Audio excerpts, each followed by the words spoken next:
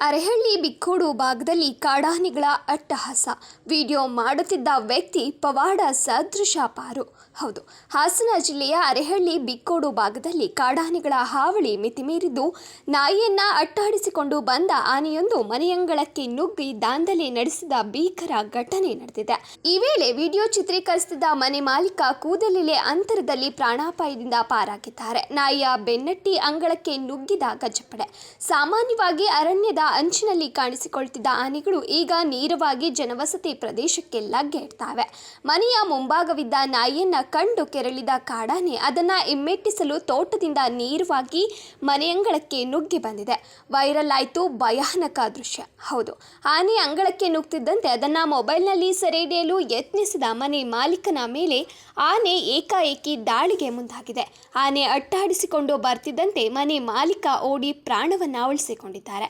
ಈ ಆತಂಕಕಾರಿ ದೃಶ್ಯಗಳು ಈಗ ಸಾಮಾಜಿಕ ಜಾಲತಾಣಗಳಲ್ಲಿ ವೈರಲ್ ಆಗಿವೆ.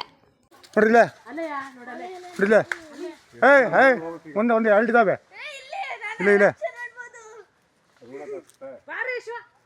ಪೆನ್ಸಿಲು ಹೋಗವ. ಎರಡಿದಾವೆ, ಒಂದಲ್ಲ ಇನ್ನೊಂದಿತ್ತೆ ತಾನೆ.